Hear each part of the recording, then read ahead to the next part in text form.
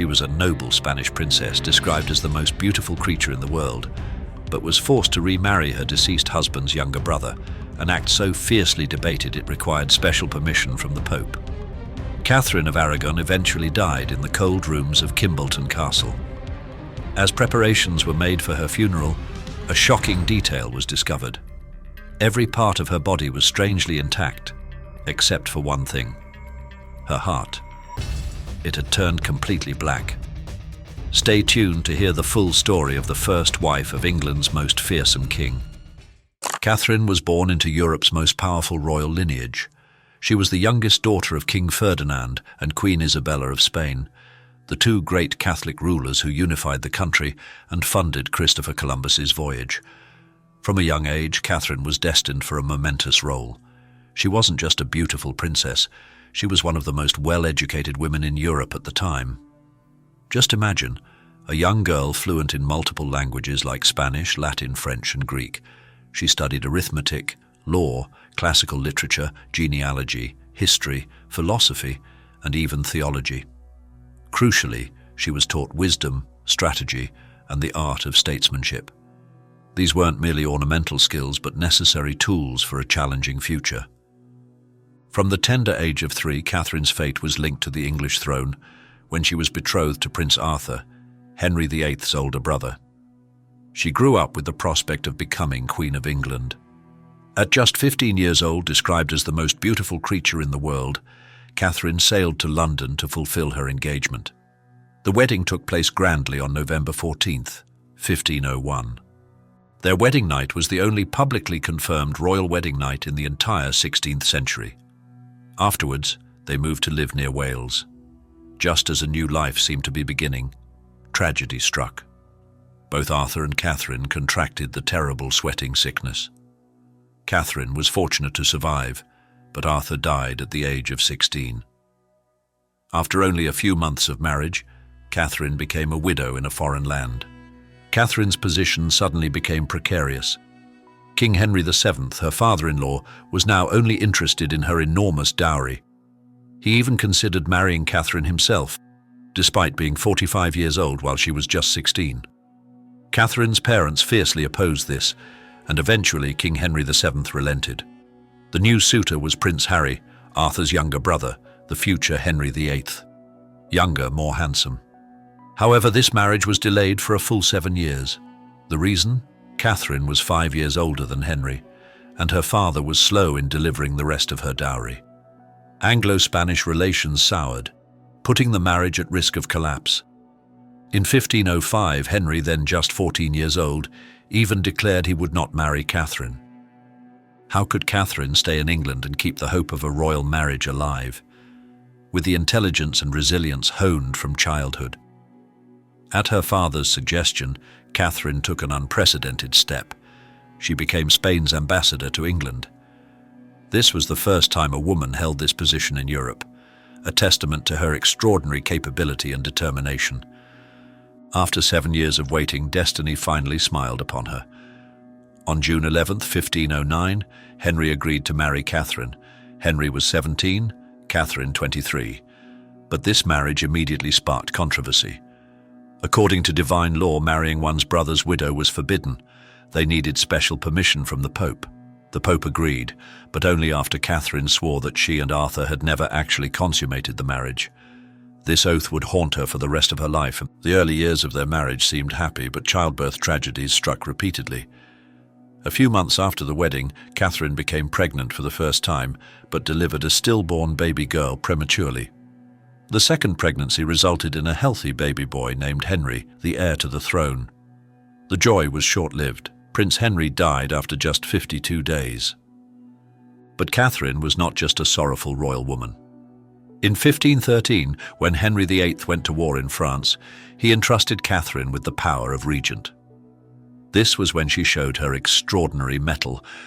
Scotland took advantage of the opportunity to attack England, believing the Queen Regent would be weak. They were utterly mistaken. Catherine did not back down in the least. She became a true warrior queen. She helped mobilize the army, made banners, and forged alliances. she delivered an inspiring speech to the troops, encouraging them to fight to defend the country and the Queen. After a resounding victory at the Battle of Flodden, she sent Henry the blood-soaked and torn coat of King James IV of Scotland as a trophy. Even more astonishing, Catherine was 7 months pregnant when she rode on horseback to inspect and encourage the troops. Sadly, bravery on the battlefield could not change the tragic fate in the birthing chamber. Just days after rallying the troops and securing victory, in September 1513, Catherine again delivered a stillborn baby boy prematurely. A similar tragedy repeated the following year. This was the 4th failed pregnancy in just 5 years. In 1516, a ray of hope appeared. Catherine gave birth to her only child who survived to adulthood, Mary I of England. But Henry VIII was not pleased. He desperately yearned for a male heir. His disappointment marked the growing distance in their relationship. Henry began openly taking new mistresses, Bessie Blount, and even more bitterly, Blount gave birth to a healthy baby boy for him, an illegitimate son he named Henry Fitzroy. For Catherine, this was a painful reminder of her failure to bear a male heir. Why did Catherine have so many pregnancy problems? Some modern scholars hypothesize that she might have suffered from anorexia after Arthur's death. The uncertainty, poverty, and depression during the years she waited for Henry might have severely weakened her. This physical trauma could have had long-lasting effects on her later fertility. It is estimated that Catherine might have been pregnant up to 9 times, but only 1 child survived. What a heavy, tragic burden for a royal woman to bear. The relationship between Catherine and Henry increasingly fractured due to the lack of a male heir. In 1519, Henry shaved his beard at Catherine's request, a small act that caused an international scandal with France. It showed Catherine's remaining influence but also hinted at changes to come. In 1522, Catherine made a fatal mistake. She hired Anne Boleyn as her lady-in-waiting. Anne was 11 years younger than Catherine, beautiful, and unlike Henry's previous mistresses, she refused to sleep with him unless he married her. This intensified Henry's desire to possess her. He saw in Anne the hope of bearing him a son. Henry began seeking any excuse to divorce Catherine. He declared their marriage violated divine law because he had married his brother's widow.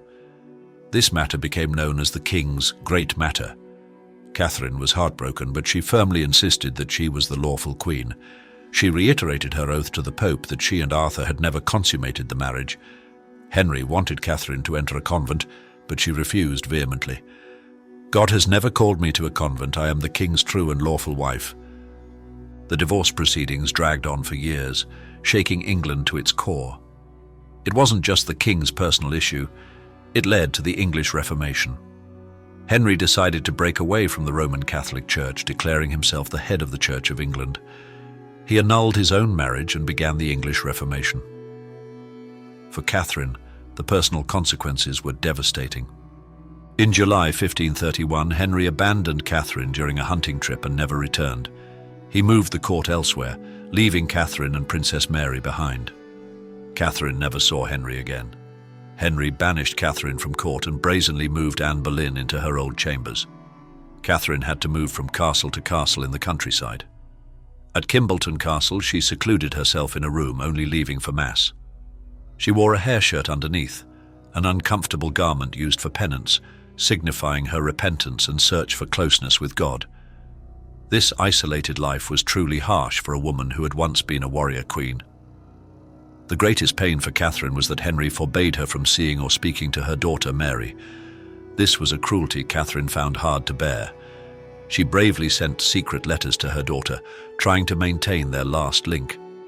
Henry constantly wrote letters demanding Catherine acknowledge Anne Boleyn as the true queen.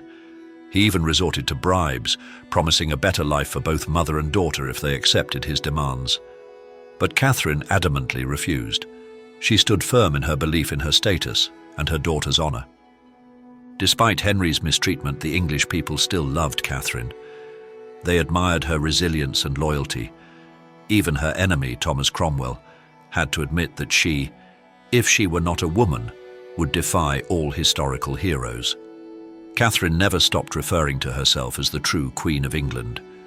In response, Henry called her by the dismissive title Princess Dowager of Wales, completely denying her former position as queen. In 1533, Henry forced the Archbishop of Canterbury to declare his marriage to Catherine invalid. 5 days later, he married Anne Boleyn. Catherine officially became the forgotten queen. At the age of 30, Catherine's youthful beauty had faded. She gained weight and bore the marks of her failed pregnancies. She was no longer the most beautiful creature in the world, but her steadfastness created a different kind of beauty. In 1535, Catherine weakened with a strange illness. Before passing away, she wrote her final letter to Henry. It was a letter that was both a will, an accusation, but also contained forgiveness. She forgave Henry for everything and asked God to forgive him. The final line is haunting and moving. "Finally, I vow that my eyes desire you above all things." She signed off, Catherine the Queen, asserting her identity until her last breath. In 1535, Catherine fell seriously ill. Her closest friend, Maria de Salinas, risked everything to visit her despite Henry's ban. Maria tricked the guards and got inside, staying with Catherine in her final hours. On January 7, 1536, Catherine passed away at Kimbolton Castle after a strange illness. Henry and Anne Boleyn's reaction was cold, even cruel. Henry and Anne wore yellow to celebrate. Some argue this was Spanish mourning color, but their behavior was completely unlike mourning. What happened on the very same day Catherine was buried? Anne Boleyn miscarried a baby boy. For those who believed in divine justice, this was seen as Catherine's final revenge. Let's return to the initial mystery. The person preparing Catherine's body discovered her heart had turned black. Those loyal to her rumored that she had been poisoned by Henry and Anne and died of a broken heart. Modern historians have a more plausible explanation. They believe Catherine died of heart cancer, which could cause the heart to turn black. Whatever the truth, dying of a broken heart holds a romantic and fitting meaning for Catherine's tragic circumstances. Finally, even after her death, Catherine's story continues. Her ghost is said to haunt Lodge Castle, where she once stayed with Arthur. Visitors report seeing an apparition of a teenage girl in Tudor attire, hovering through the halls and nurseries she never got to fill. A painful reminder of the hopes and tragedies of the past. Catherine was married to Henry for nearly 24 years, making her his longest reigning wife. Although her life was full of tragedy, she died of natural causes in her bed. This, strangely, could be considered fortunate compared to the horrific fates of Henry's other wives. What about her appearance? Contemporary descriptions say she was plump, fair-skinned, blue-eyed, with beautiful reddish-gold hair. She was quite short, with a round face and large eyes. In her youth, she was considered a true beauty. However, portraits of Catherine are highly debated. The portraits said to be of her when young are very different from when she was old. The beautiful painting believed to be teenage Catherine might actually be Mary Rose Tudor, Henry VIII's younger sister. The first confirmed portrait of Catherine is when she was about 35 years old, and it shows a woman with a strong chin, small eyes, a rather ordinary face, unlike the descriptions of her youthful beauty.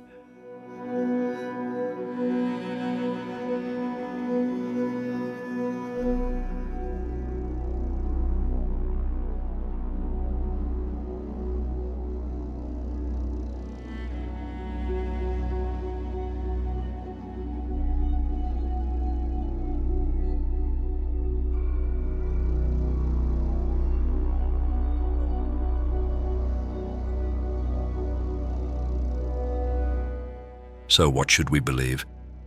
There are two opposing views on Catherine's appearance. A young, beautiful girl with large eyes and a plump figure, and an older woman with a more ordinary face. Despite this discrepancy, we should trust the confirmed portraits even if they don't match the flowery descriptions of her youthful beauty.